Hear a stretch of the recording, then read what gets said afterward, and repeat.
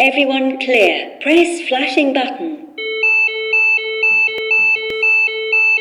Provide chest compressions to the beat. Push down hard at least 5 centimeters.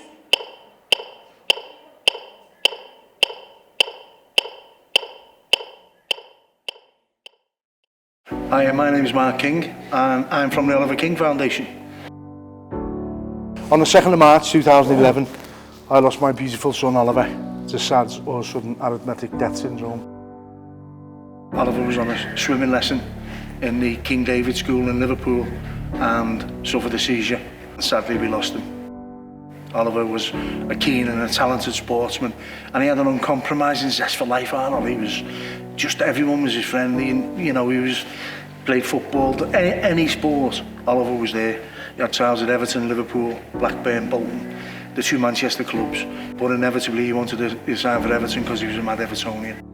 So in February 2012, we launched the Oliver King Foundation, and we have 3 main aims in the foundation, and that is to bring this awareness out of this condition, because nobody knows what you're talking about when you talk about it.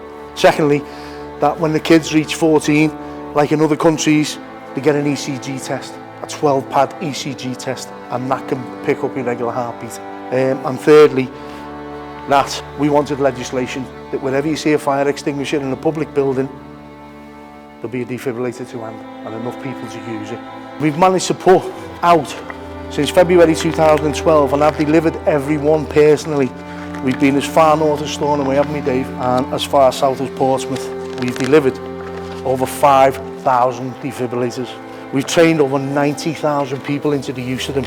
And but the biggest statistic for me is we've saved 47 lives on the way. The youngest being 4 and the oldest being 62. This is Oliver's legacy, is to get this legislated, and I will not give up until it's done. I'm going to hand over to Dave in a minute. This is Dave. He's 32 years, a paramedic, and he's going to run through the defibrillator with you and how easy they are to use. You need them in time of a cardiac arrest. He'll tell you the difference between a heart attack and a cardiac arrest, and he'll go through the machine with you. And I know it's a daunting thing to think about. I'm going to get trained in a life-saving bit of kit. But listen, I'm looking at all your faces now and you're all white. But in a minute, when you learn how to do it, all your colour will come back and you'll feel warm again and you'll be sound. There was 170,000 cardiac-related deaths last year. A successful outcome from any cardiac arrest, you need good CPR and a defibrillator.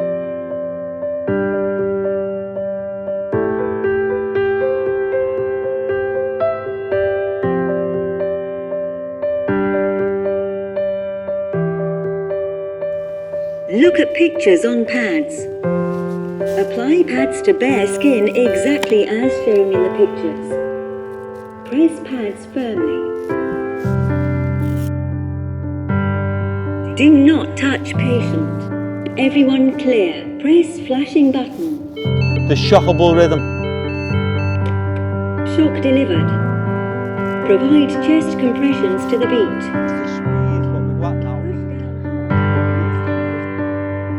Happy? Steady? Yeah?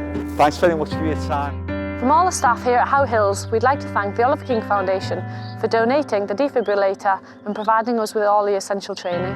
We were very lucky to have been nominated by one of our owners, as it's important to have such life-saving equipment at our yard. Everyone here fully supports the campaign, and we hope to get as many racecourses and stables involved as possible.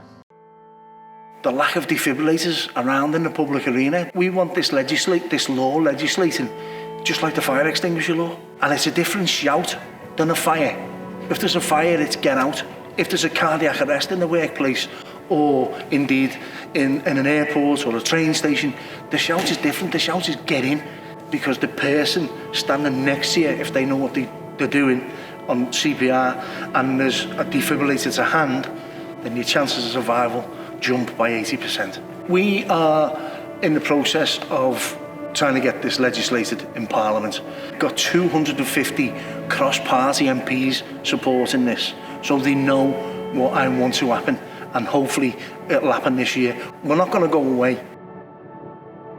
Well, we're at Rebecca Menzies racing today, and one of our trustees, Bob Dunn, knows Rebecca quite well, and he said, look, you know, none of these stables or none of these areas out in the country like this have got defibrillators.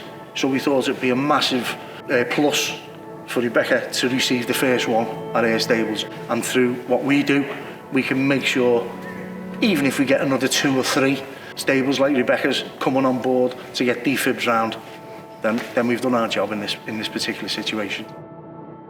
An ambulance runs on a postcode. So if you phone the ambulance service and say, listen, someone's suffering a cardiac arrest in the village, 9 times out of 10 now, they're old red telephone boxes house defibrillators in the rural areas, which is a great idea. We at the Oliver King Foundation, we recommend training with every defib, and that is just to take the fear factor out of using it. That is just to get to know what the defib does and how much they are needed out in the public arena. We've been on to the British Heart Foundation, and they ran a campaign on CPR, staying alive. Great. Everyone got the word across. CPR needs importance. You know, there's no such thing as bad CPR. The worst thing you can do is nothing.